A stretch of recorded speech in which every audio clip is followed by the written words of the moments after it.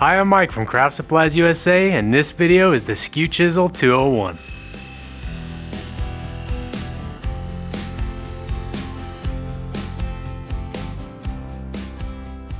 Before we get into the video, go ahead and drop us a comment and like the video. That's going to help other woodturners see this video because it's going to get boosted by the YouTube algorithms and it'll pop up so other turners can also see this content.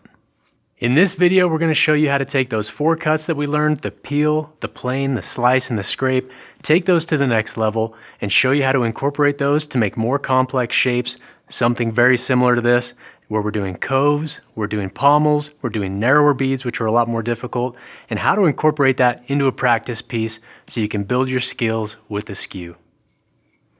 Along the way, we'll cover some tips and tricks to make you more successful with the skew, and we'll show you what not to do, which is a great way to learn how to avoid those catastrophic catches.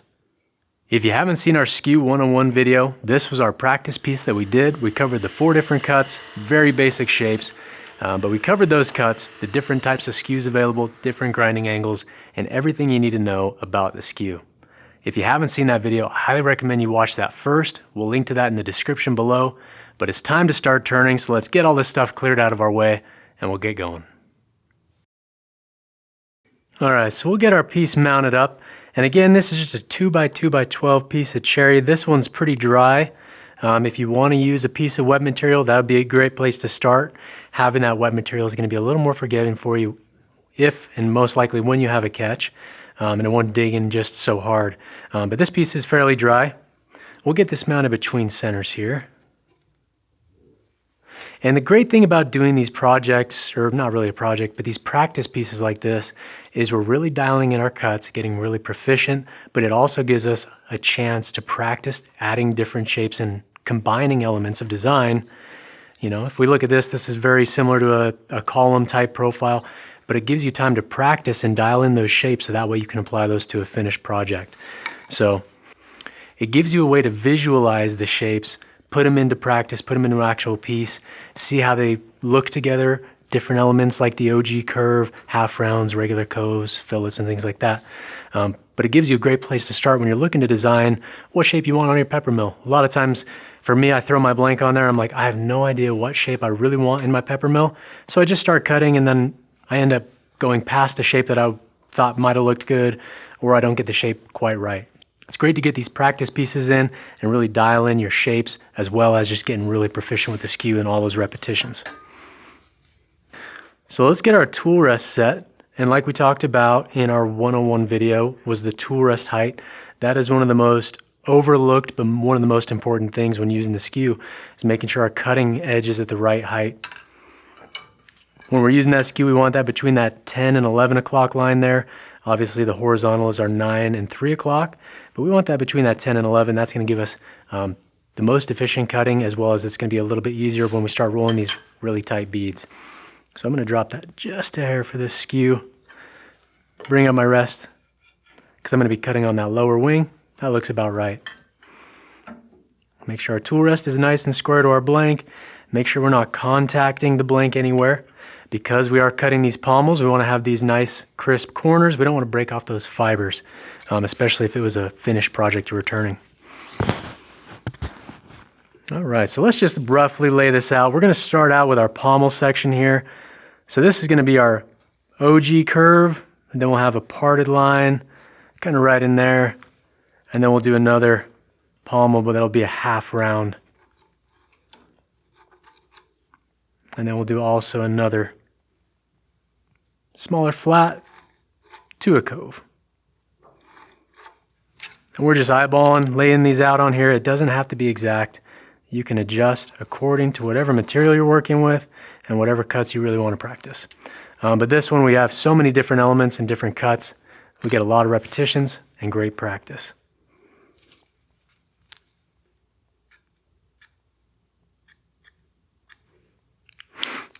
So the first thing we want to do is we want to do our V-cuts to start.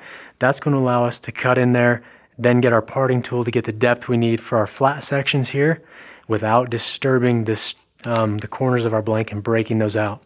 If we just peel cut this thing all the way down to here, chances are it'll splinter back and ruin our fiber there. So we want to do a series of V-cuts to establish these sections. And what we're looking to have is a nice straight wall here, and we'll just take small little V-cuts further and further back and deeper as we go, and that's going to leave the square stock on either side undisturbed. And we'll do the same thing here. So let's start out with our V-cuts right here on the corners. And the skews I'll be using is going to be the 1 inch and the 1/2 inch, as well as my parting tool. So these are nice and sharp, fresh off the grinder. Obviously having a sharp tool is going to be also a very important thing to have. We don't want to be practicing the skew while it's dull. It just makes it way more difficult to use than it should be, and it could lead to some developing some bad habits. So we have our lines there, so I'm going to go straight in to create that first groove, and then we'll come in on an angle, and we'll just start chewing away small bits at a time as we're working through that square section of stock. Again, with the slicing cut, we want to arc that tool handle, starting with the handle nice and low, then we arc to center.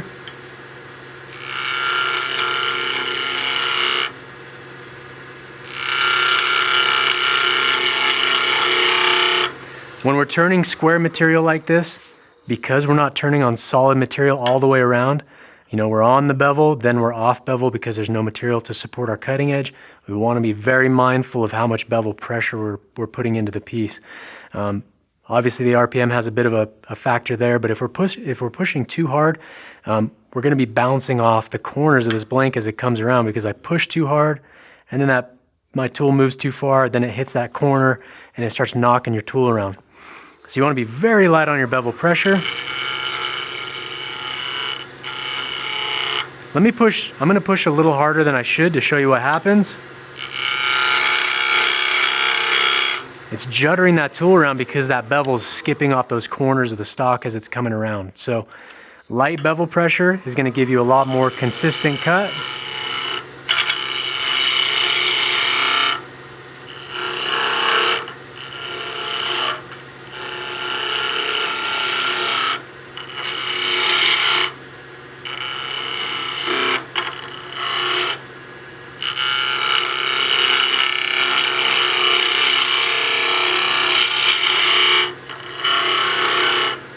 And we want to be mindful of where the rest of our tool shank is in relationship to these corners. A lot of times it's easy to overswing the handle one way or the other and then have that tool hit a sharp corner on either the bevel here on the bottom edge, and that can chip these corners out. We want to have these nice, cut clean, and not have any disturbed fiber.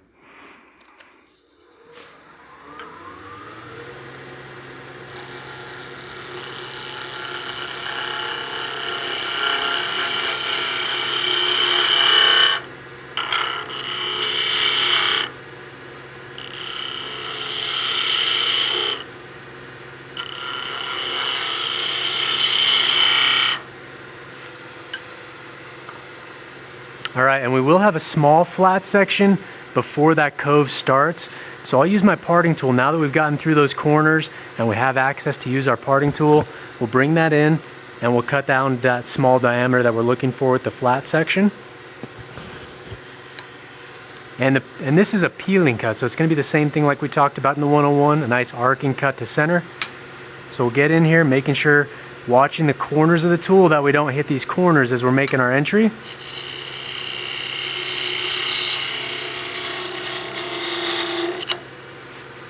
Now that we're getting further down in diameter as well, the tool rest is a touch high, so I have to raise that handle quite a ways to get where I need to be. But that's going to be perfect. Now we have room to make that half round that we're looking for on this pommel. So because we did those V-cuts, a lot of the work's already done for us. Now we can start working on radiusing this over, using a V-cut slice to make that nice half round bend. And there's a lot of tool handle movement in this cut. So we're going long point down, we're starting here. This is essentially a slice, but we have our bevel pointed like this. It's pretty steep compared to our normal V-cuts where we're like this, fairly in line with the lathe.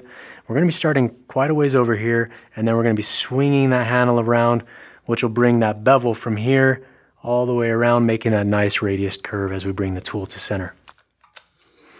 Slicing cuts don't remove a lot of material, and if we try to take too heavy of a cut, it'll bottom out just like we showed you in the other video. But now that we have that kind of that 45-degree taper to it, let's start rounding it over. I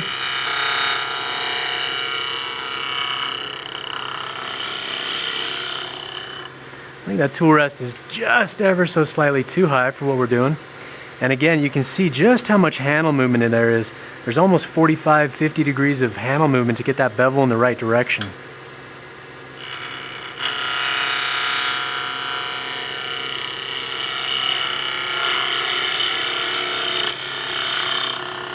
So we're taking that very simple V cut, slicing cut, we're adding a lot of complication or complicated movement to it to get the shape we want.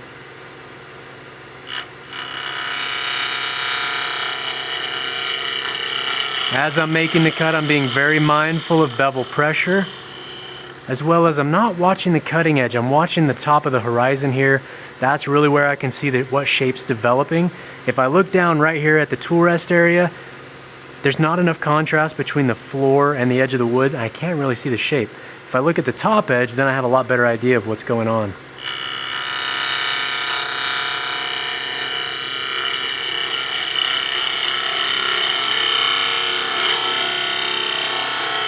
So you can see right there, that's too much material for this slicing cut to cut through those fibers with dry material.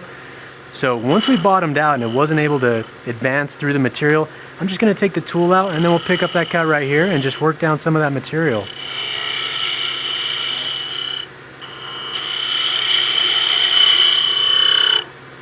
There we go. Let's stop the lathe and take a look and see what kind of shape's developing here. So you can see we got that nice half round there. If you wanted to, you can always bring these corners quite a ways back, and that's going to change what type of shape you have. If we started it back here, we'd have a lot more of a semicircular round, a little bit smoother, and we can try that and see what it looks like.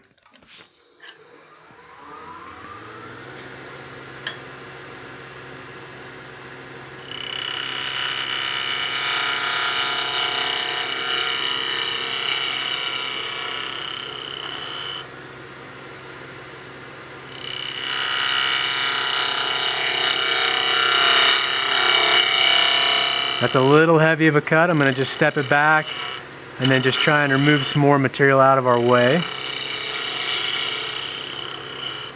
And again, we want to be careful of this top edge of our skew here. If we get this too far over, we're going to catch that unsupported edge, and that's just going to be a really bad time.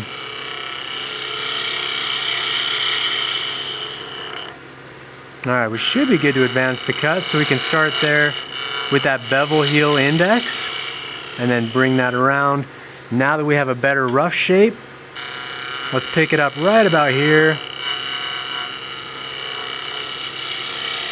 And then we'll get down to center in one pass. All right, so let's take a look at our shape now. And that looks a lot better. I think that curve is a lot nicer. That would make for a really good design on a chair leg or a baluster. But I think that's a lot better shape than we had before. Let's try and do one more cut just to clean up the surfaces a little bit. Everything's clean cut because we are slicing, but there are a few little tool marks, a little bit too much handle movement as we went through that cut. All right, so we'll do one more pass. We'll pick it up right about here, and we'll try and have just a nice, smooth, continuous motion with our tool.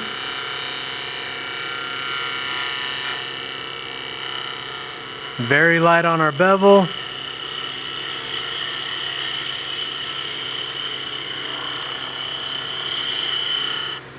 Beautiful. Now we'll go in here with our parting tool and just clean up those slightly raised fibers, as well as just square it up. And because the rest of this blank is square still, I want to be mindful of my hand position, as well as bringing the tool in to make a cut and removing the tool. A lot of times I get sloppy and the tool kind of floats around and then it'll hit these corners and chip them out. So now we got a nice clean corner in there. That surface, I don't know if you can see on camera, but that's a lot cleaner. And honestly, you wouldn't even need to sand that surface. I think maybe just, if you wanted to hit it with 400, that might honestly disturb the surface worse than it is. But now let's do our Ogee curve right here. So we're gonna do the same thing. We'll go in there with a series of V-cuts to step it down. That way we don't chip out these corners.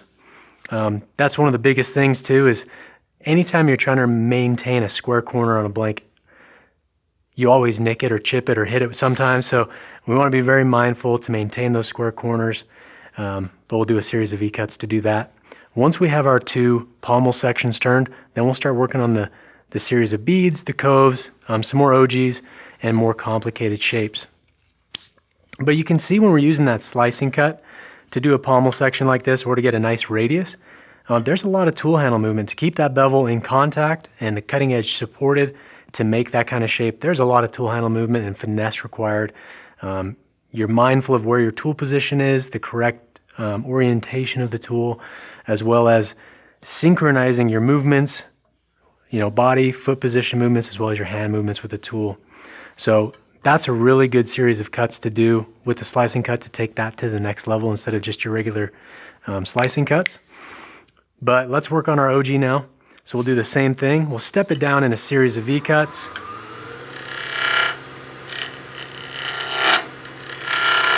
And again, these square sections, you got to be mindful of bevel pressure.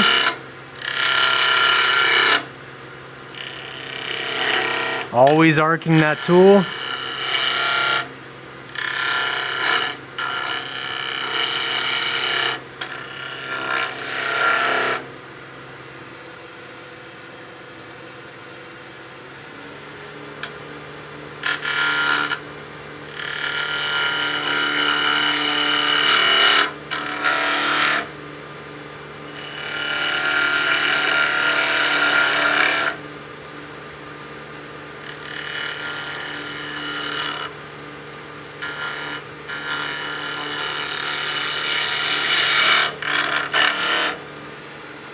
I'm going to go touch up my skew. We've done a lot of cutting just on that lead point, or on the long point. I'm just going to go touch that up real fast.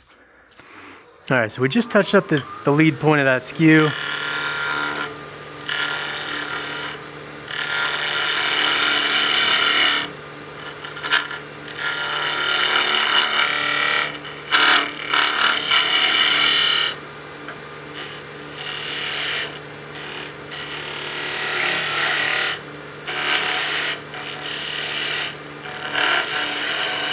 We need to give ourselves enough access to get the width of the tool down in there. But once we're through and we've got enough room for our parting tool, I'm just looking to open that up. That way I've got room to get in here with this without blowing these corners out. Now that we're in there, deep enough below those corners, we can use our parting tool. And we'll go to the same diameter that we have on the other one, just a half round step there. Roughly the same. If you want to make them identical, go ahead. You can use some calipers. And this one is not square either. I want to make sure this is nice and flat. Now that we have access, we can start working on our cove and then the half round. So if we stop this real quick, we look at what defines an Ogee. It's going to be a cove to a half round. So we have our cove section here, and then right about halfway, we start rounding it over. So it goes concave to convex. So it's kind of a complicated shape with the skew. Doing this kind of shape is obviously best suited to a spindle gouge. But let's do it with a skew just to show you what's possible, as well as it'll give you another cut to practice and dial in. We want to remove a lot of material to give ourselves room to be able to cut that cove.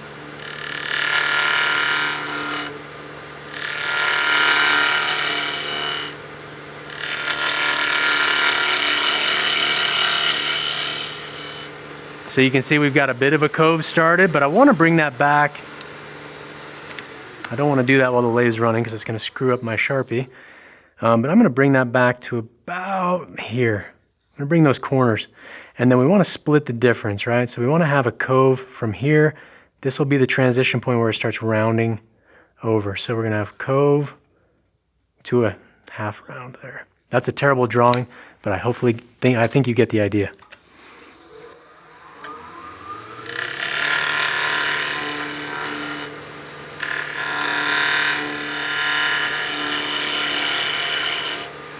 Cutting a cove with a skew is not the easiest cut to make, and there's a lot that goes into it. So technically it is a V-cut or a slicing cut to start out, but as soon as we start swinging that handle and getting that bottom part of the cove, it's not really a slicing cut anymore. You can see here, if I bring that cutting edge there, we're starting like a normal slice. We've got that to where our long point is just cutting. We got our handle low and we arc into our cut. And then once we start swinging that handle, I'm rotating that tool from 12 o'clock to about 11 to 10 o'clock. And depending on the shape of cove, it might be more rotation than that, it might be a little less. But basically starting at 12, handle low, and then I start rotating the handle to about 11 while I slightly raise it, and then I keep raising it to keep that long point cutting on the surface, as well as rotating that to about 10 o'clock. The risk here lies in if you over-rotate that past 10 o'clock or past whatever material is right by your cutting edge here, you can easily hit your unsupported edge on those corners. So you have to be very mindful of how much rotation you're giving that tool when you're making the cove sweep. I want to make sure that I do have a gap between this whole area up here and the wood, and we're cutting just on the long point. So we'll start that at about 12 o'clock, and then we start rotating that to about 10. A little bit too much material there to try and work through. And I'm being very mindful of where my cutting edge is in relationship to the rest of the material. So this one's a tricky cut with a high risk, low reward kind of situation. This is definitely best suited to a spindle gouge, but if you want to try it, this is what we're doing. So again, 12 o'clock, rotating that to about 10, and then I'm sweeping and swinging the handle away from me while being mindful of the rest of my cutting edge. Now that we have a really good cove shape, let's define where we're going to have our transition point to the round, roughly there. And you can play around with the proportions of the cove to round. You can change that point depending on what you like, but that's where we're going to start. So now that we have the cove established, let's start knocking the corners off and start getting that half round with the long point down.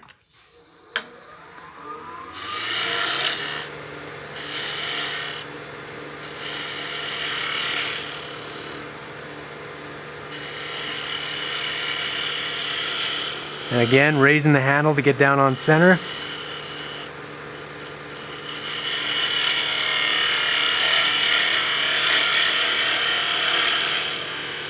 And then we end back at 12 o'clock as well.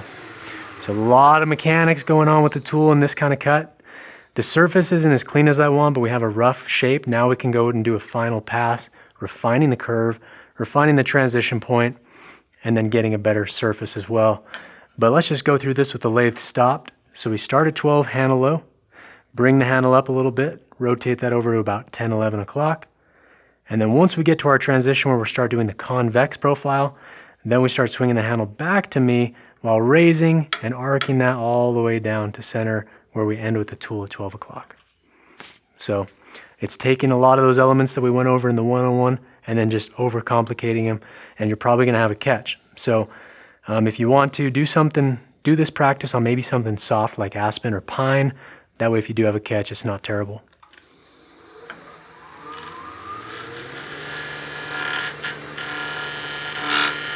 We'll get back in here, again, mindful of bevel pressure.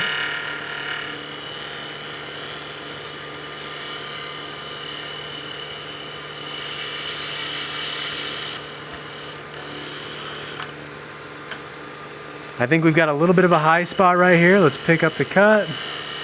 If we need to, if we're too close to those square corners with the 1-inch skew, we can always drop back to a 1/2 inch. That'll just give us a little more room to work.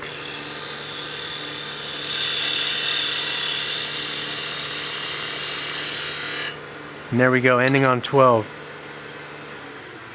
Depending on how tight of a cove to a radius that you have, the 1-inch might be too big of a tool to get in there and make the cuts you need. Let's try that.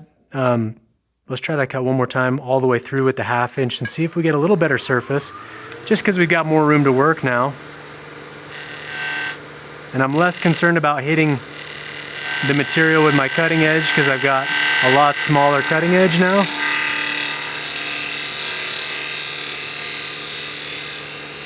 Bevel riding, swinging, and rotating that to vertical, and that should give us a pretty good Ogee. That looks a lot better. off a spindle gouge. I don't know if it would cut much cleaner, but I think we could be a little bit smoother with the tool marks. But that's actually a really clean cut surface. So now let's get back in there with the parting tool and just clean up those fibers right here.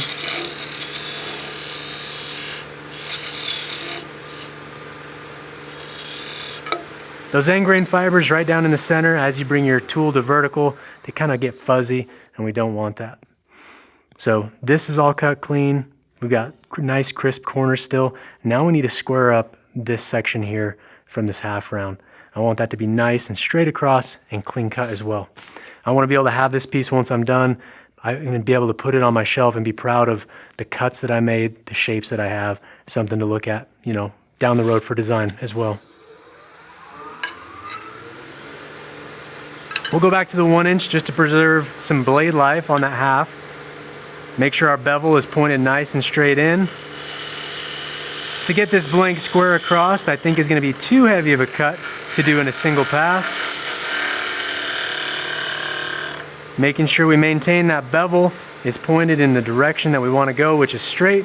So we want to make sure that bevel is pointed all the way in line the entire way through the cut, which can be a little tricky to do because there is that arcing motion of the cutting edge. So trying to make sure that the bevel isn't swinging at all while you're bringing that up can be a little tricky. But this is why we are at the lathe practicing and getting repetitions.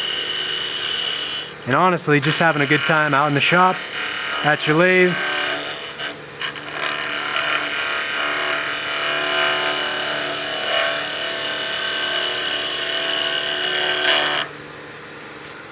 All right, let's take a look. All right, so we got clean cut surfaces all around. Really good shapes on those, I'm happy with that.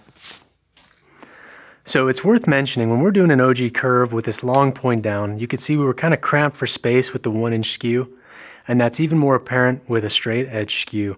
That's one of the reasons why I like the rounded edge skew and having that radius cutting edge. If I was trying to do the same exact cut, long point down with a straight across skew, I don't have the ability to swing the handle to get that cutting edge to make the cut and the shape that I need without having a really gnarly catch because there's so much more steel in the way. If I overlay these two tools, you can see just how much further drawn back and steel is out of the way on the rounded or radius edge skew right here. That's all the steel now that I don't have to worry about catching that surface as I'm making that cut long point down. So that's one thing to note, you know, the two differences between these tools, but you can play around with it as well. And it will be shape dependent, size of the turning piece dependent, but generally speaking, having that radius and having all that steel out of our way, that just gives us one less area to catch on. So, all right, so now that we're done with the pommel sections, we've got these flat areas established, we're gonna start working on these really narrow beads. That's gonna be our next section. But let's do some more practice cuts.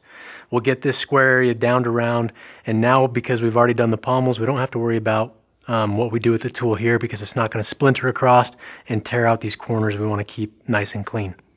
We can do a series of peel cuts. We can do planing, practice whatever you'd like to. If you're, you know, the peel cut's super efficient and easy to do, so you really don't need as much practice with it. If you need to get some more planing work in, do that.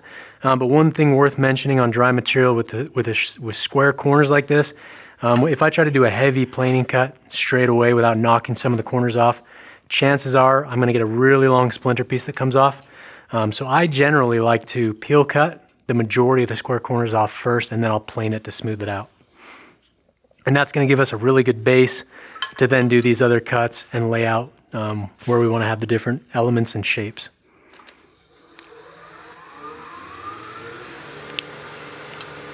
Just put my little Sharpie line on there. That's going to be where we peel this down to.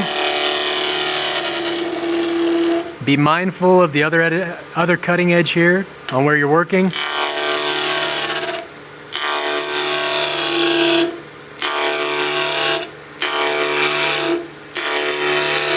I'm using the 1 3/8 skew. It's best for planing and peel cuts. Doing beads and rolling really tight coves and everything, it does not do great at.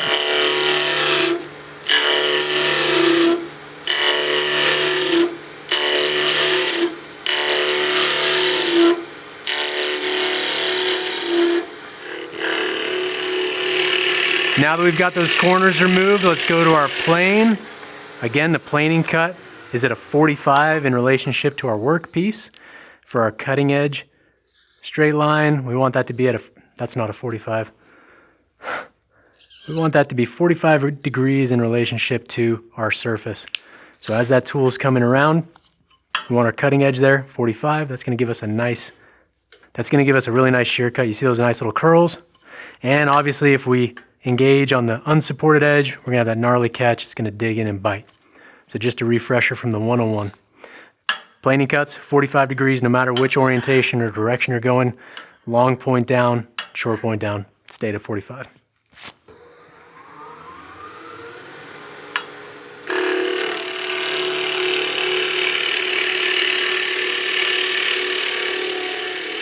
While we're doing our planing cuts, let's talk hand position.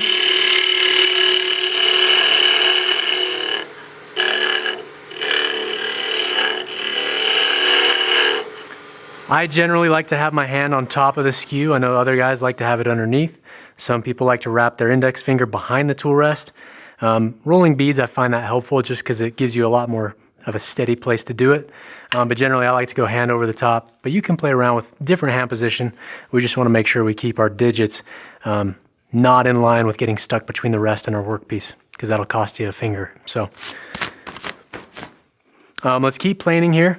We can do some long point down just to get some more repetitions of that. And as this piece is decreasing in size, we will need to lower our rest here in just a minute. I can already feel like we're a little bit too high on our rest.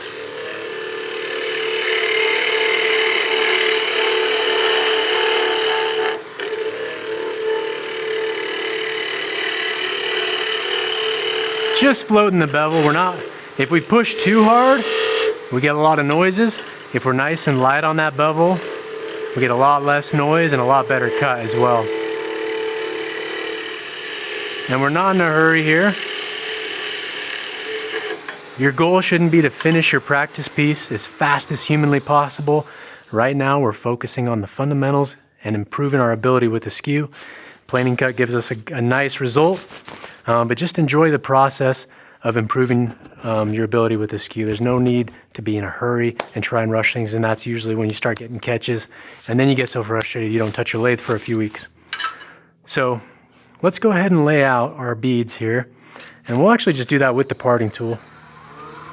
If you want to use a pencil, lay things out a little more orderly, go ahead. But I'm going to use the edge of this parting tool as my spacer. I'm just going to use that lead corner. That's just giving me a repeatable width. So we're going to have a flat section here. Make sure these are roughly the same diameter down in the bottom. And square. All right, I'm happy with that. If you want to get more reps in, you can use your skew to get in here and practice your slicing cuts before we round these over as a bead. Again, we're looking for ways to maximize our material and give us as many repetitions as we can out of one piece of wood. So if you want to practice those slicing cuts on all the sides, go ahead. That's going to give you a really clean cut fiber. But now that we have our beads established, after the beads we have that flat section and then we have an Ogee. I'm just going to mark that out here real fast. I'm going to step it down to here, and then that's going to be our Ogee. We're going to do a matching Ogee. That's going to practice a lot of the tool control and movement, as well as trying to make sure that the coves are identical and then the half rounds are identical. So it's a symmetrical Ogee, or double Ogee. All right, so before we cut our beads, let's talk about it real quick. So when we were using the skew in the 101 video, we talked about starting in that shearing position, just like we are when we're planing. That's where we're going to pick up our cut, and then to get that radius to it, we raise that handle, not the handle, we raise the tool and make that to where our cutting edge is nice and vertical at 12 o'clock. So we're kind of sweeping it across the tool rest just a hair as we're rotating to end in a vertical position.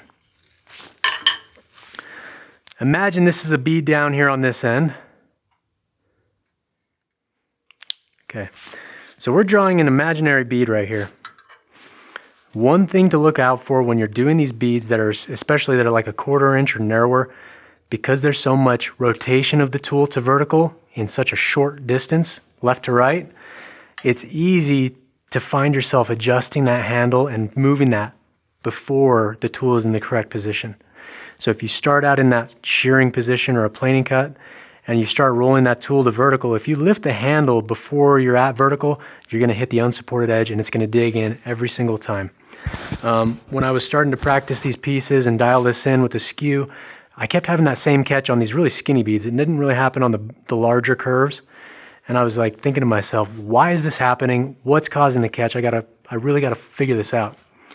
And I did it one more time, and I was just trying to pay attention to what the cutting edge was doing as I did it in the same manner as before.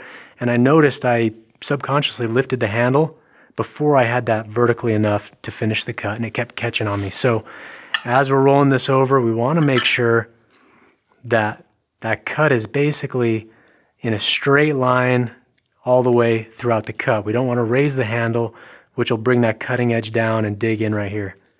So we'll do one of these beads and I'll kind of show you what happens. For beads, to make them as symmetrical as possible, I like to draw a center line. That's going to mark our our apex of that curve. And then we're going to do a nice little slice on both sides of the bead, just to remove the excess material so we don't get bound up, especially with a 1/2 inch skew, a lot smaller cutting edge. We're just getting that out of the way so then we can try and form that bead in a single pass. So if we start here, this is a shearing cut. We're in the same exact orientation as we would for a planing cut right there, but we're gonna start the cut where we see shavings, and then we're rotating that tool to a vertical position, and then we'll continue that all the way down into the bottom.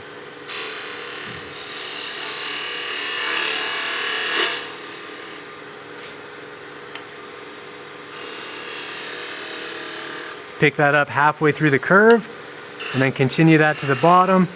It was just a little too heavy of a cut, got kind of bound up.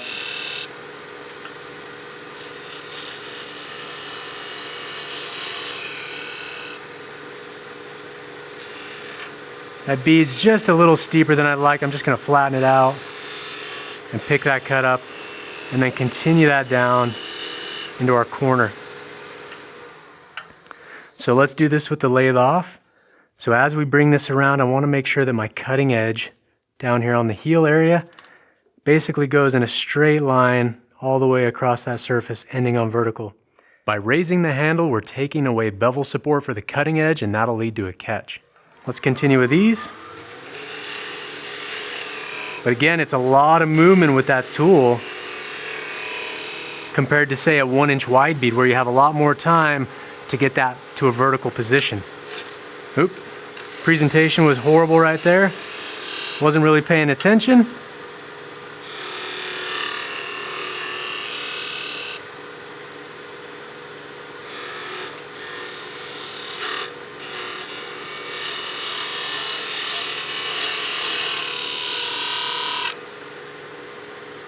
Just soften out this little peak right here. Yeah, that looks better.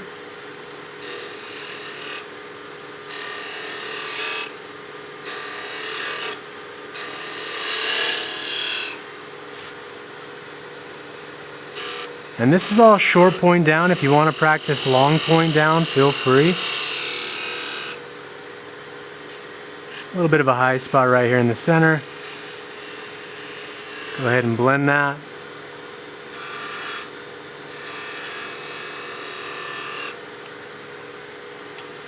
A little bit of a flat right here.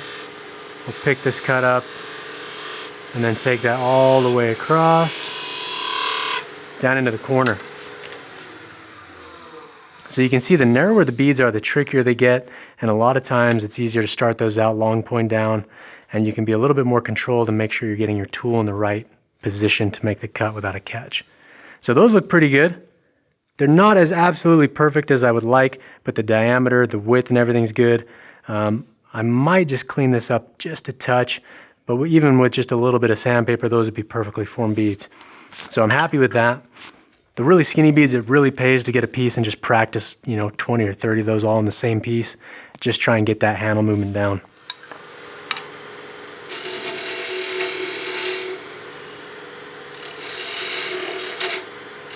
Alright, we're just going to part this material down.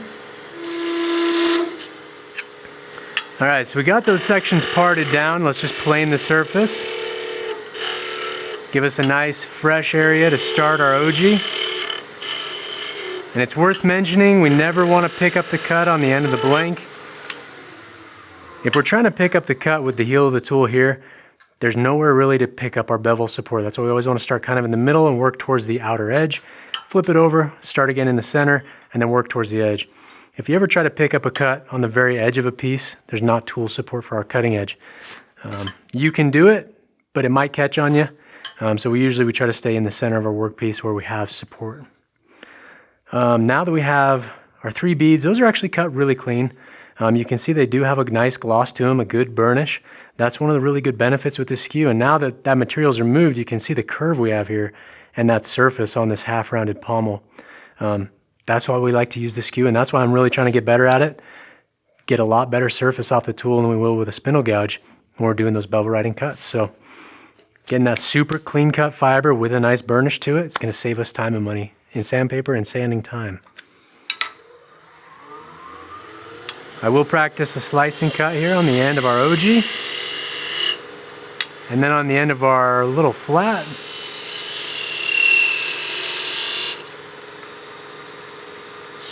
Again, arcing cut. Clean up those fibers.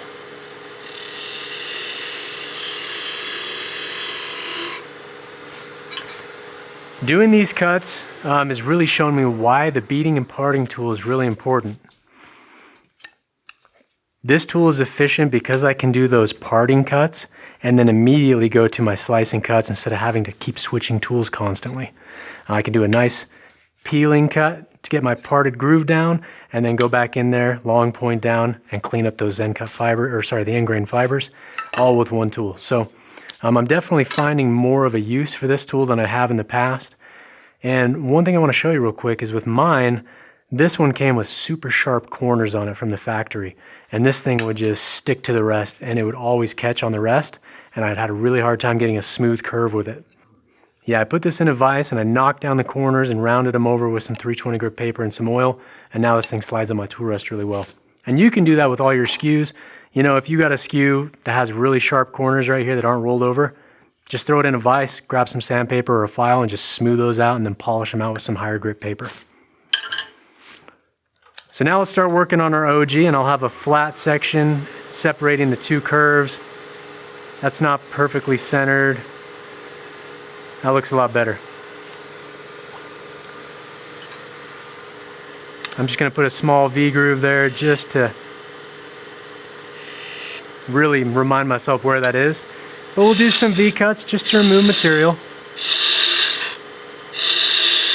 Again, be mindful of where the rest of your cutting edge is when you're doing an Ogee curve. We don't want to roll that too far over that we're catching.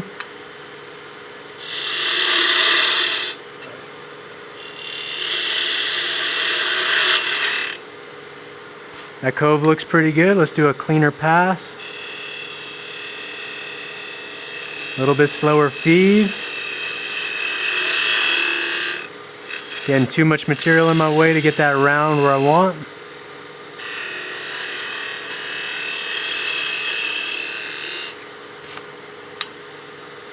Pick up the cut about halfway.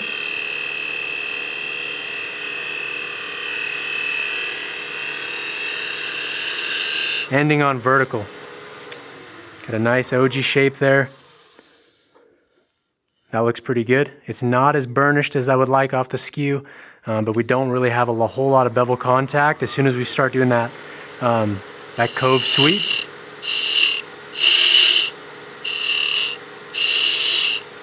arcing path, lower the handle. As we go through the cut, we raise it.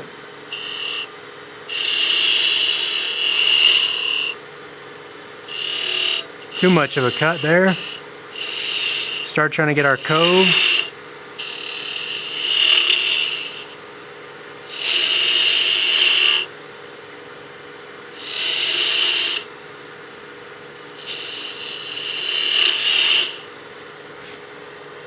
Okay, now we're just looking to try and match the cove we have on the other side. We'll see if we can do it.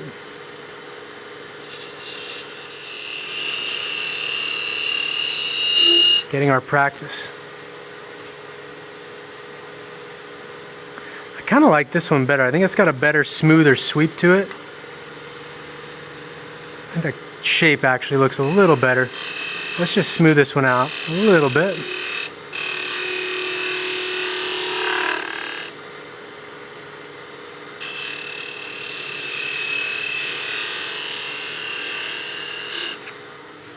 Alright, I'm not super happy with the shape we have here. I'm going to adjust my tool rest over just a touch closer, being mindful of my corners here. And let's see if we can make this look a little more symmetrical. Trying to match shapes and make them look identical. That's the trick that production turners are really good at. Because when they're trying to match the shapes on hundreds of pieces over a series of projects, that's where they're really, really good at. Obviously, they've got great tool control, but they just have that eye to make sure everything is perfectly symmetrical across the pieces. I'm looking at my curve here, just trying to match this up just a little bit closer.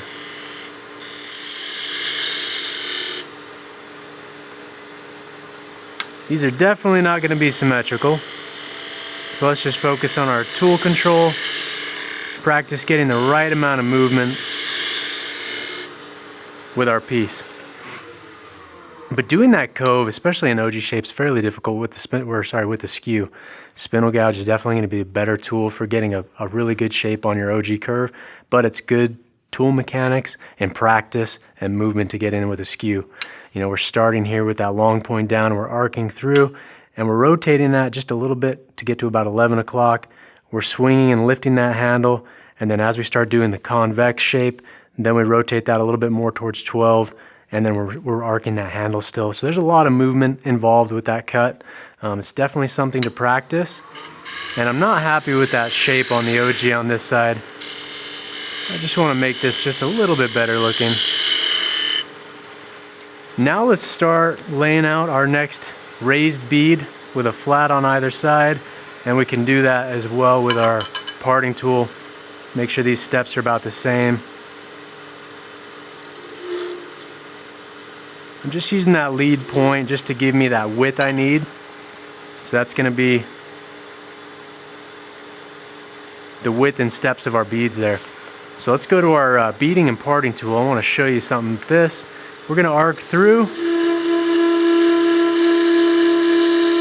And you can see I'm just short of the line. The reason I want to do that is because I know when I go for a peeling cut, it's going to tear out the end grain fibers.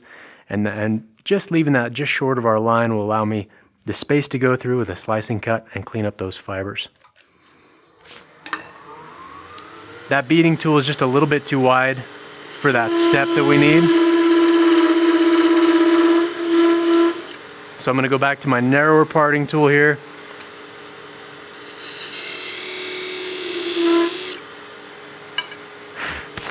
But if you had enough room with that beading and parting tool, you can cut that bead with a peel cut and then immediately come back in here with a slicing cut to clean up these end grain fibers.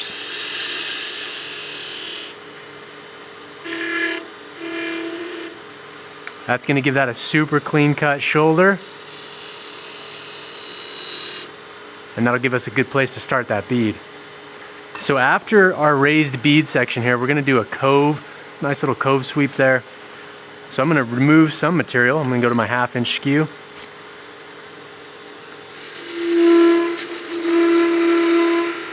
I've got it on a bit of an angle. You can see that kind of a dovetail taper to it, just to give myself clearance so my cutting edge doesn't hit our raised bead portion. Do a series of slicing cuts. And ooh, that's a good little skate. Like we talked about in that 101 video, if we go in there with this tool slightly on an angle and we're trying to do a V-cut, it's going to catch that edge and just skate across the surface. I had that just a few degrees past 12 o'clock, so it caught that edge and just skated. While I'm doing a slicing cut on this face, I want to make sure I'm just shy of about 12 o'clock, about 11:58.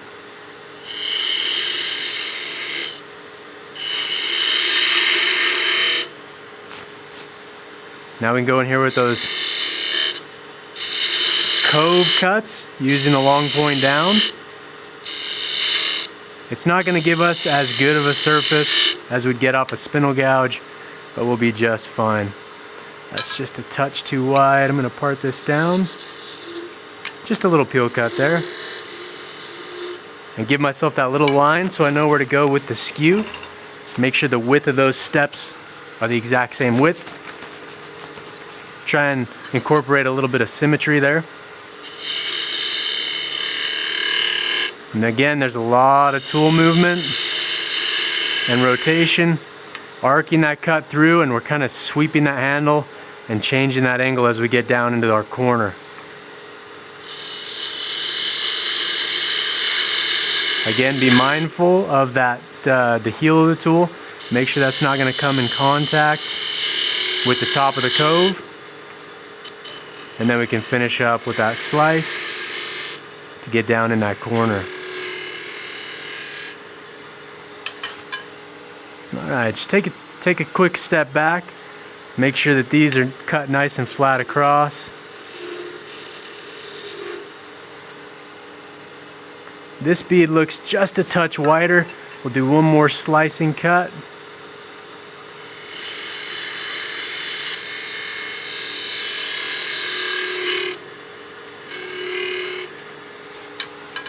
There we go. Now let's do our raised bead. Again, throw that little pencil line. That's going to mark your apex of the curve. We'll just knock the corners off slightly.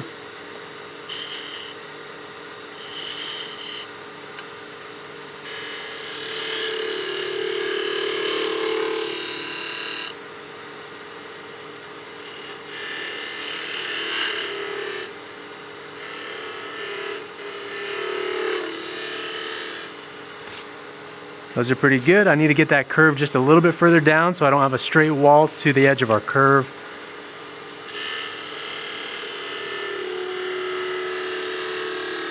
Again, ending with that tool at 12 o'clock.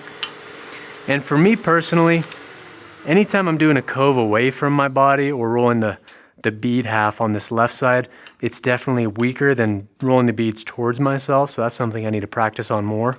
But that's why we're doing these cuts and doing these practice pieces, trying to get more repetitions in with those cuts.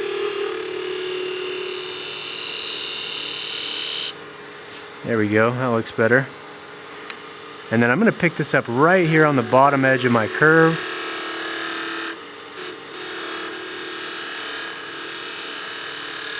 There we go. If I take a step back, that's a really good, well-shaped bead. And we have a nice burnish on the surface as well. These flats are nice and symmetrical. I'm happy with that. So after this cove section and the raised bead, we have this bell shape with a bead on it. And then I have a flat with another cove. I think what we'll do is we'll do our bell shape here with that little half round. And I think we'll do just a couple more beads because I'm not as proficient at these skinnier beads. We can even do maybe 3 really skinny beads and practice that as well. So I'll do some peel cuts here just to get the material down.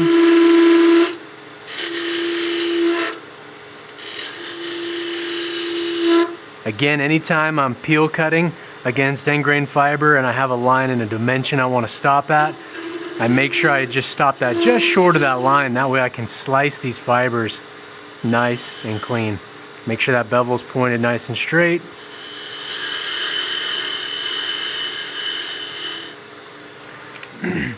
I always have a really bad habit of not really making sure my presentation with the tool is perfect, especially when I'm trying to do a straight line like on the bottom of this pommel or these straight corners. I always kind of just get the tool up there, and then next thing you know I realize I have my bevel pointed 5 to 10 degrees off where I need to be, and then it's like, oh yeah, make sure you get your bevel in presentation right and kind of focus on what you're doing a little bit. For me, that's really tricky. Go in here, I'm just going to lightly peel this surface, flatten it out. If we want to, we can get a nice little shear cut going on. And then shear cut back. Get that at a 45. Just try and flatten this off. I think that looks a little better.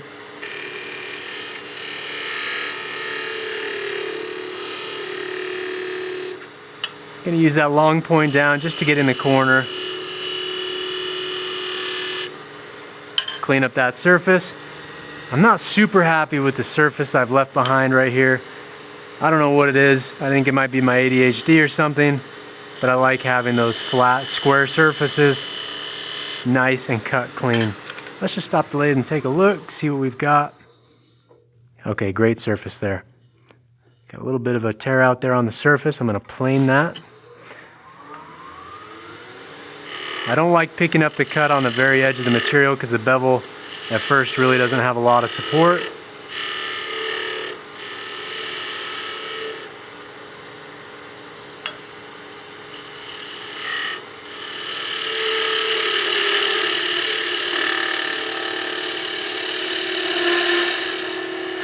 We'll just plane that all the way across and we'll throw our pencil line back on where that half round is going to start. So now that we have those clean cut, let's lay out our small little tiny beads. I'm going to shoot for about an 1/8 inch wide on all these. And this is good too because it helps develop your eye for spacing and sizing. That way you can usually get pretty close to your certain shapes and sizes without needing calipers. Obviously there's times when you have to be exact with your dimensions if you're trying to replicate and reproduce items that are identical. So let's do some really small beads on these guys, and we can try a variation, a combination of long point down, short point down.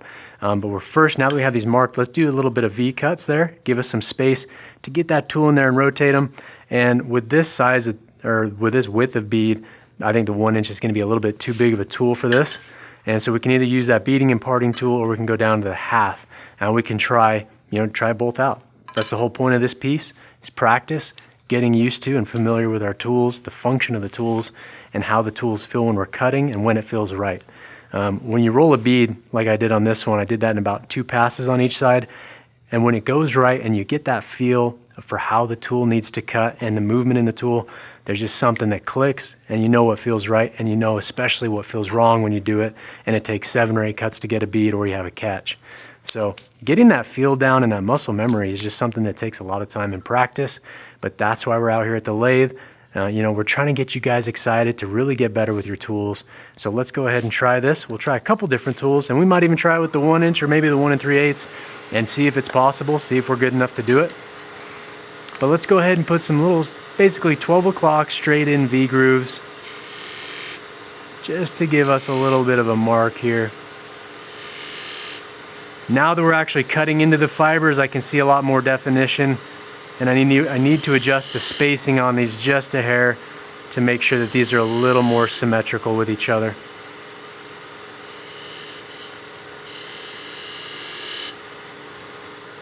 I think those look pretty good. I'm just going to widen a couple of these up just a hair. And our normal, this one I'm pushing straight into the fibers. With a slicing V cut like that, pushing straight in is not ideal, but for what I need to do, where I'm just marking the material, that's just fine.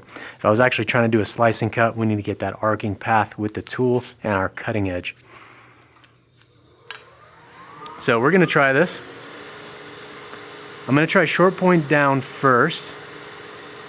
I'm just going to give myself, try and find the sharper point of my pencil here. Just mark the apex a little bit, and that might help you out. So we're going to pick this cut up right there.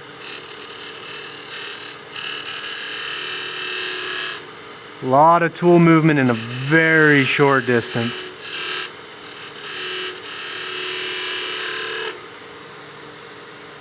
That shape's not as round as I'd like. Let's try a long point down.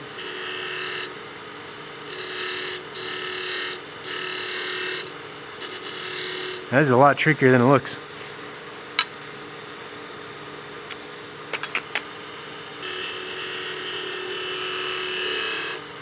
There we go. That tool mechanic felt a lot better.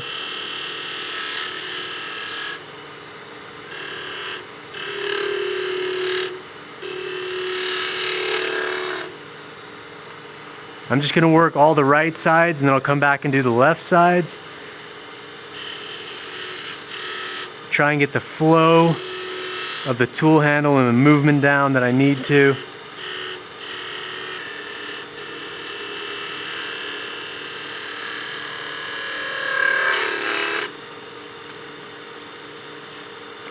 Just gonna knock off the corner.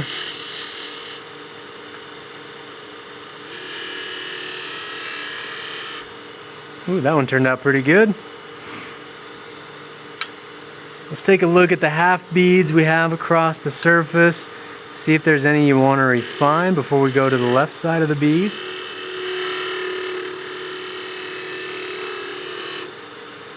And then you can see just from the amount of tool movement, this is a super tricky cut. This requires a lot of finesse, especially when you're trying to do a series of these little skinny beads and have them look symmetrical. Alright, and to get the bead on this edge here where we have a square corner, we'll do long point down just to give us the access we need. And this might be just a little bit tight to get in there, but we're going to try it anyway. We want to find out what works on our practice piece. That way we're not trying to figure this out on a really nice piece of figured maple or poplar or something like that.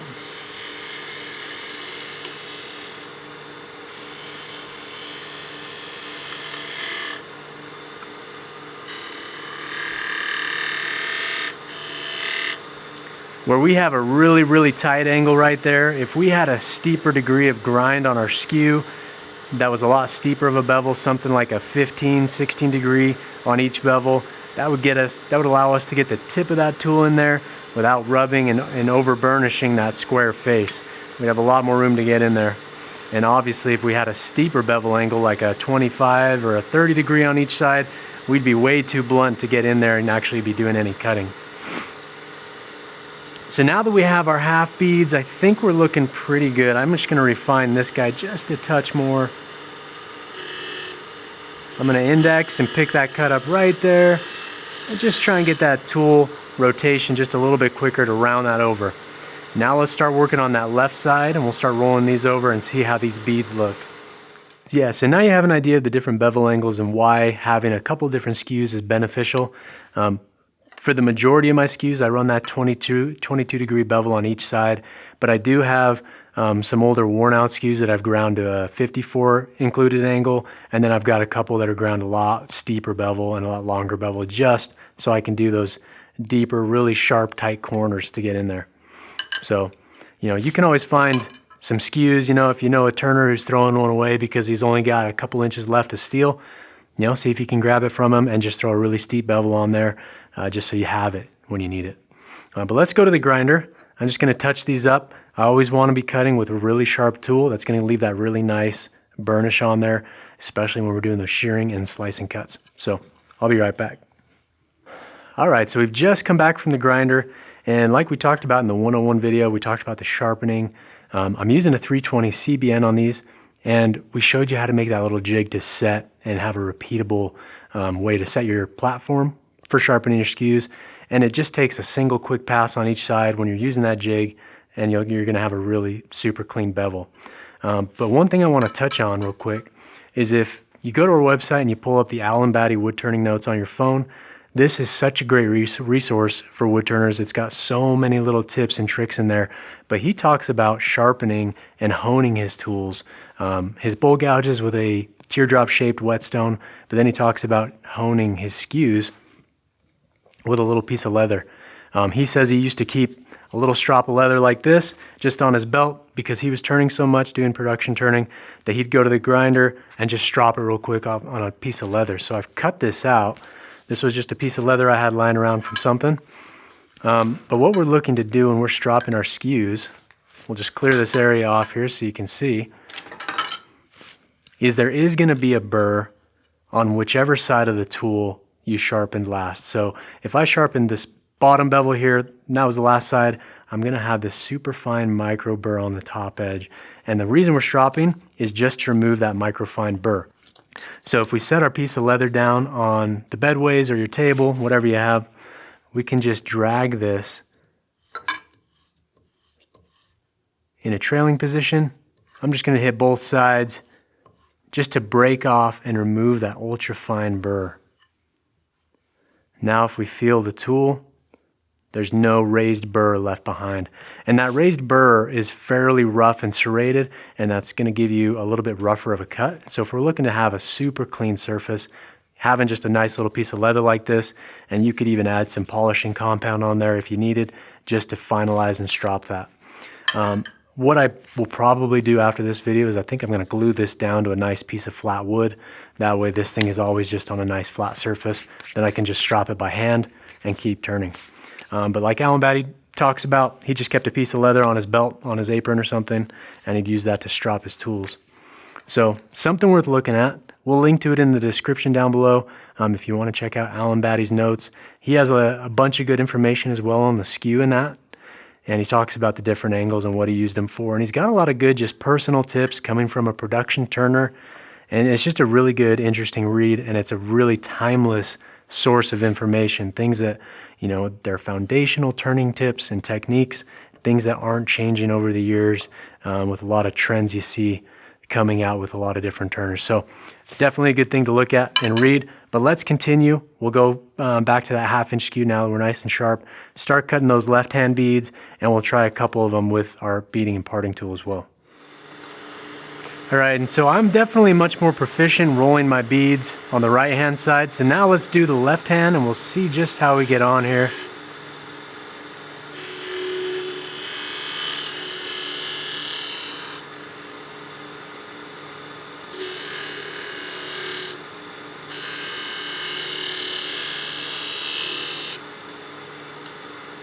That's looking pretty decent, actually.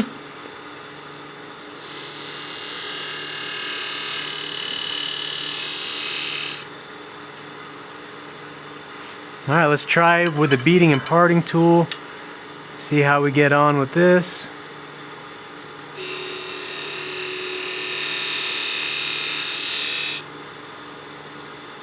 It's definitely a little bit different movement and feel than my 1/2 inch skew. Not too shabby though. And I know we're going to be rounding this over, so let's go ahead and do that now so we have just a little bit more room to work on these last few. So we'll do a little bit of a slice here, knock the corner off.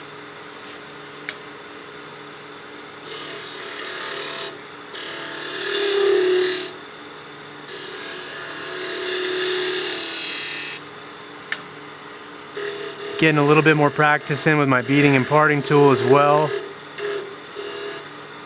I'm just digging into my rest just a little bit. I think I need to soften a couple of these corners a little more.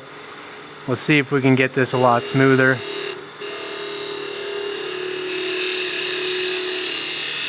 Not my smoothest bead. Let's do another pass.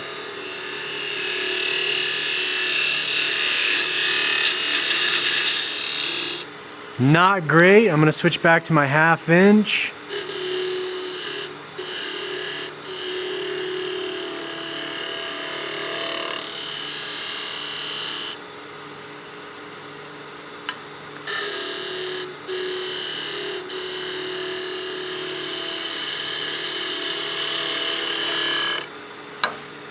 I'm going to go back to the beading and parting.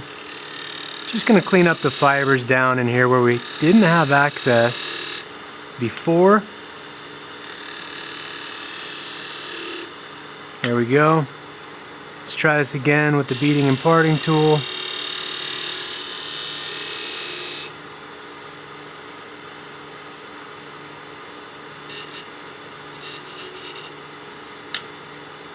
Just trying to soften that over a little ways. So yeah, the beading and parting tool definitely has a different feel and mechanics to it a little bit than my 1/2 inch skew. So I'm just going to set that aside until I want to spend some more time just dedicating practice to that tool. Just a little bit different maneuvering of that tool and the rotation.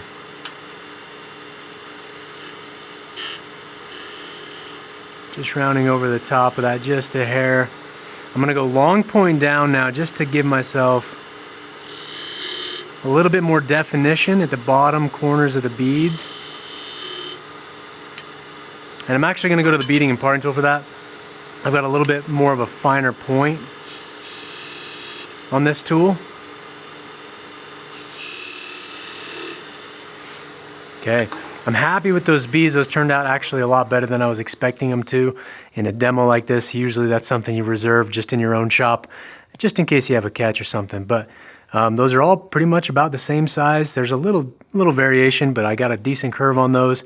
That's something I need to get a lot more practice with, are those really tiny beads. But the surfaces are all cut nice and clean. We got a good little burnish on there, and we got our half round for that bell profile. So let's start working on that. And we'll just eyeball where we want our bead to be in the section of our bell shape. If we take a look at this guy, I think that looks pretty good. So we'll have that cove sweep to about here. Do roughly a 1/4 inch wide bead. We'll have it come kind of straight out, and then we'll do that nice rounded profile on the very end there.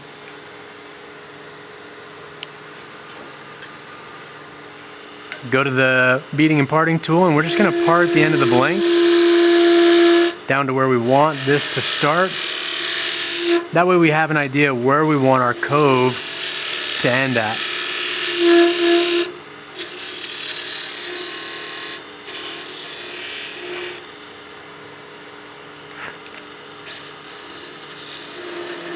Just gonna flatten that out with a peel. And then that's the great thing about this tool, is we can part with it, do some really good flat peel cuts, and then come back in there with a good slicing cut, clean up those surfaces.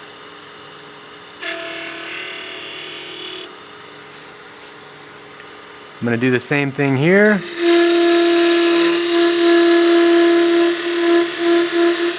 And I'm not going to go all the way down, but we can start working on that cove.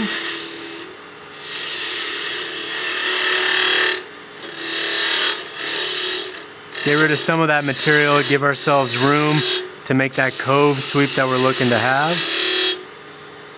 Then we go back in there with that slicing cut, get down in the corner. We'll try the cove sweep with our beading and parting tool. And I've ground mine square across on the face, so let's give that a shot and see how it does.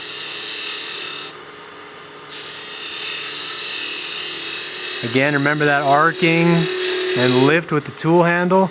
We're kind of scooping with it in this kind of a manner.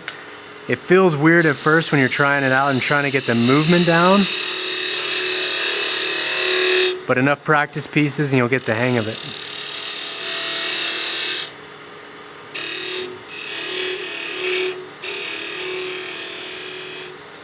This one's got a fair bit longer bevel than I have on the 1/2 inch, just because of the width of the tool is quite a bit different. To keep that cutting edge in the very center line of our tool, the bevel will be longer, but it's still at that 22 degrees that my Skew has.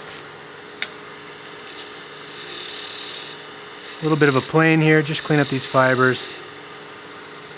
Come back in with a nice slice.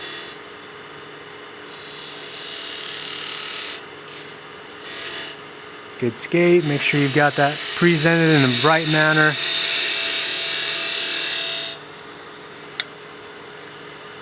And then we'll work that back to our pencil line on our 1/2 round. And we're just looking for a nice bell shape.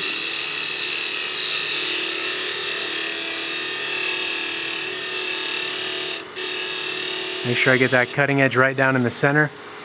And one thing that I've done with this tool that I saw Richard Finley doing is, as he's sharpening that, once he gets the edges the way he wants them, he'll just push that up on the wheel a little bit, and that's going to soften the bevel heel transition.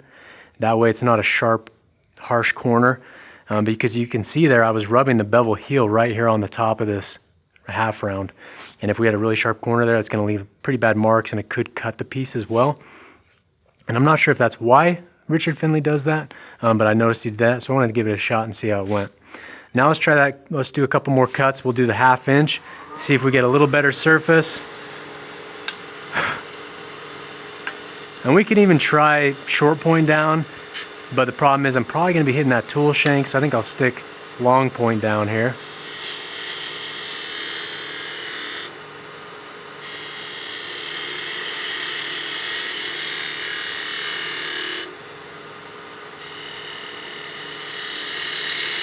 Right now I'm focusing on getting that movement of the tool right where I need it to be, and then looking at the top of the horizon, watching my shape develop.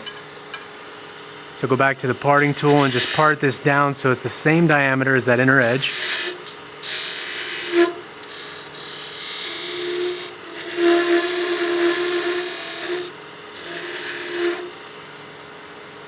Still looks just a hair proud. And we can come in here, and because we've dropped diameter quite a ways, I'm going to lower that tool rest, because now we're cutting, if I bring those pencil lines back to where we were, we're cutting quite a ways above our 10 to 11. We're like at 11:30 area, so we want to drop this down just a hair. I'm going to drop that tool rest down, make sure we get our cutting edge where it's supposed to be.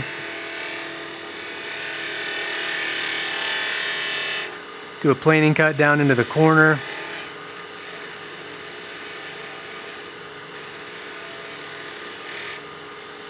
Come back in there with a little bit of a slice,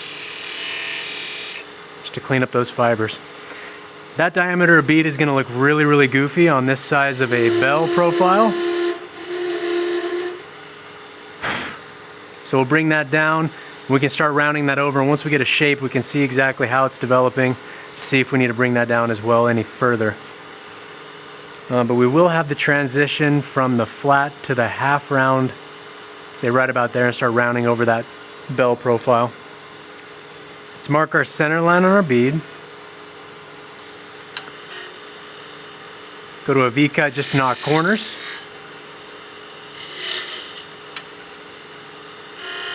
Pick that up right at the apex.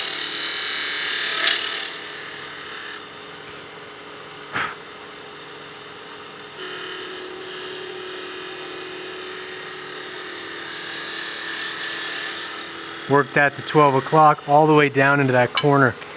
We stop the lathe, we can see that really nice burnish, high polish on our cut section, and I'm just a hair short of the corner. But like we were talking about, you can always index off the bevel heel or the bevel and find out where that cutting edge needs to pick up the cut, and then just continue that down instead of starting at that apex and then having to roll that entire thing, which will reduce the diameter of your bead as well. Because I'm super happy with all of this except for the very bottom, and we can even go long point down just to pick that up, indexing off that bevel and the bevel heel area until we see the shaving develop, and that'll allow us to get right down into that corner. So happy with that. Now let's work on the left side. That's my weak side when I'm rolling beads away from my body for some reason. I'm going to get my body in a good position, a little bit braced against the lathe so I can really focus on making sure I get the rotation with the tool and the timing correct to roll this bead. So I'm going to start bevel heel, bring that down, lower the cutting edge until I see that cut develop. And then we'll start rolling that over.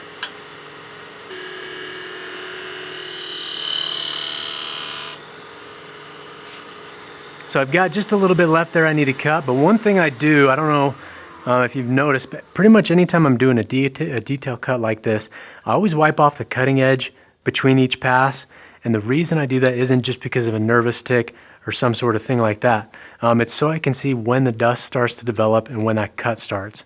If you have a bunch of shavings and debris on here, it's hard to tell and see what's going on with the cutting edge when you're doing really fine work and trying to get a good shape. As you're picking this cut up, it's difficult enough already, let alone when the cutting edge and the bevel and everything's covered in dust. And a lot of times too, you'll have shavings there that'll get between where the bevel needs to be in the wood surface, and it'll prevent you from really making the cut as you need to. So I'll usually do a pass and then just wipe it off and then go back and do another pass. But it allows me to see when the dust and the cut starts to develop. Then I know I'm on my cutting edge, and then I can continue that curve. So I'm pretty happy with the shape. Really good looking bead right here. I just need to finish up and clean up this underside of the bead right in here. I haven't cut that section at all yet.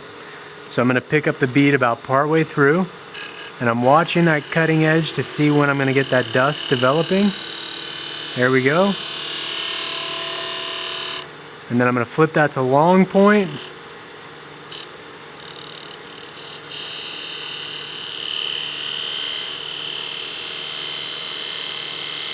All the way down into the corner, ending on vertical.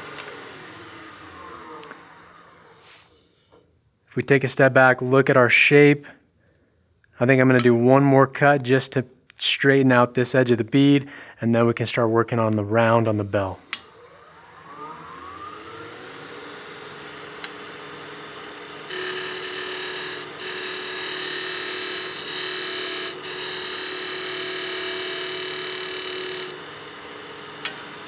Just using long point down to get into that corner. Now that we've cut the bead, I want a nice crisp corner.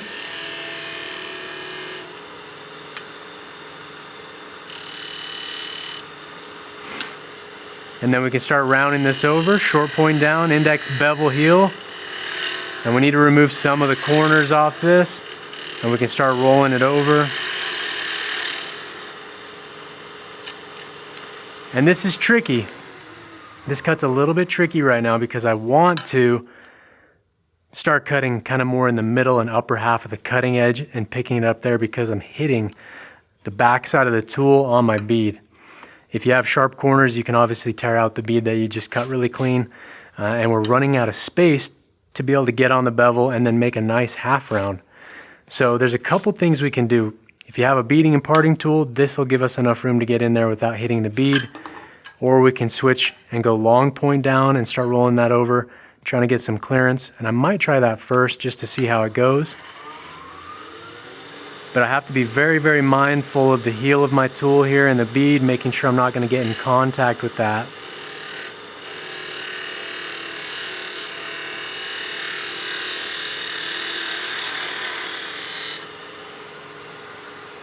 That's looking pretty good. I just have not a lot of room to make this cut.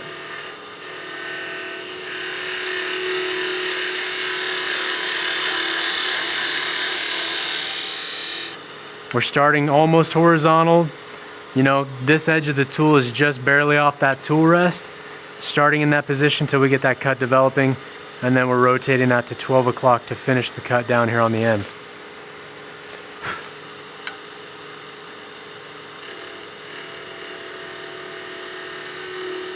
Be mindful of the heel of the tool and that cutting edge.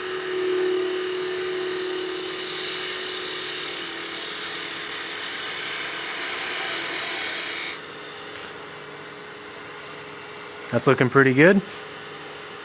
And if you need to, because of access issues, not being able to get the short point on that cut, start it with the long point, and if you want to finish that from the middle section down as a short point down to get more of a burnish, you can always do that. So we imagine we just cut that there with the long point, then we can always come back up here, index off that, and then finish that short point down to get a little bit more of a burnish and a higher polish off the tool. So you can see just how well that cuts this wood. This is just cherry. If this was something a little denser and a little oilier, we'd have a really high gloss off the tool. But that looks really, really nice. Clean cut fibers. Just a little bit of tool rub there because it's not a super good bevel riding cut. Just with the tip of the tool, it's almost more of a peel at the very start of that cut. But we can try, let's do it with the beading tool. Beading and parting tool, see if we can get in there, see if we have a little more access to try and roll that over. So I'm watching my bottom cutting edge, this corner on the underside of the tool, making sure that I don't touch my bead with it.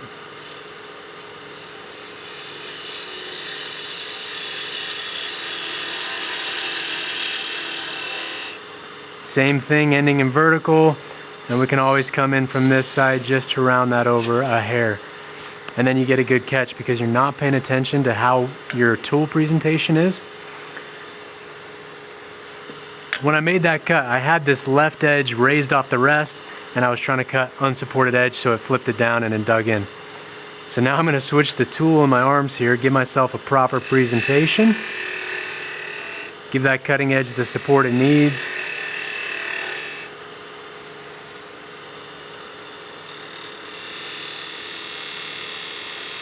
Come in here into this corner, just clean that up ever so slightly. Now let's round this over just a bit more. I'm actually going to go long point down. I think that gave me a little bit more room.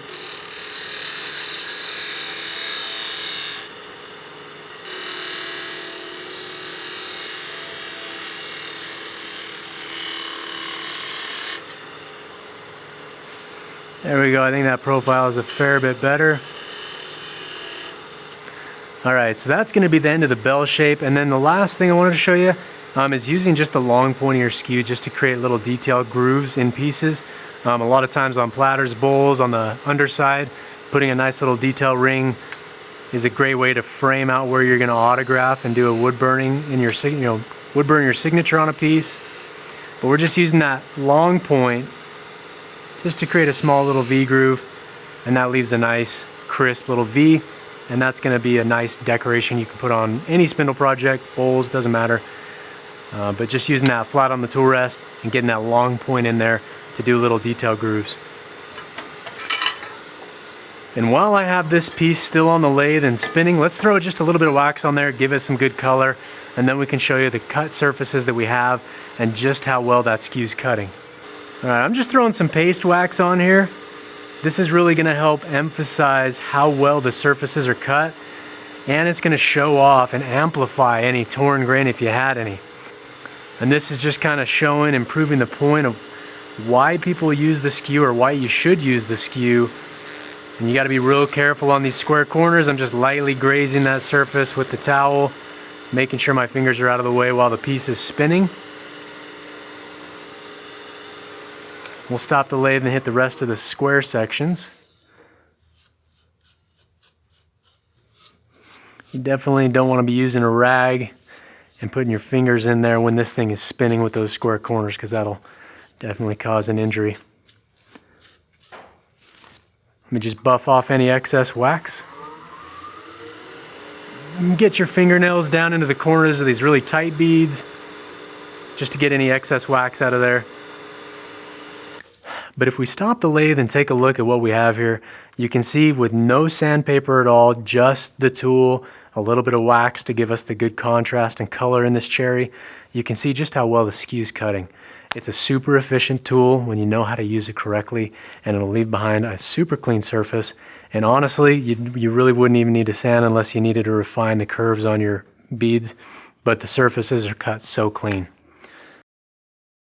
All right, so you can see that surface on there. It's super clean cut, and we got a ton of practice doing all these different cuts. A lot of different tool mechanics, tool rotation, movement, all the different things that go into making these more complex, advanced cuts. We have, the pommels with square corners. That's an entire skill in and of itself, where you have to be paying attention to that bevel pressure more than ever, because you're floating between those square corners and leaving a super clean surface, which is really important because we can't sand these areas without softening the detail. And if you want that crisp detail, you have to cut the surfaces clean. We went over the different Cove cuts, getting the tool rotation down for that, and then doing these really tricky super skinny beads, as well as just trying to get symmetrical beads and laying everything out. And we got a ton of time in at the lathe, a lot of good practice. And for me, one of the coolest things about learning how to use the skew these last few months, it's really reinvigorated my passion for wood turning. It's got me a lot more excited to get out to my lathe, because this has been so challenging to figure out and really fine tune those mechanics and the different tool rotations, where with spindle gouges and all the other bowl gouges and scrapers and things, it doesn't require that level of finesse. And getting my skews out and trying to figure them out and really get good with them and dial them in has got me really excited to get out to the lathe. And that's why I'm so excited to shoot that 101 video that we did before, as well as this 201 video with the skew. I'm just super passionate about it.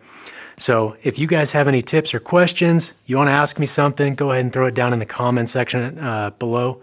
But as always, if you guys want to watch more wood turning videos, subscribe to our YouTube channel.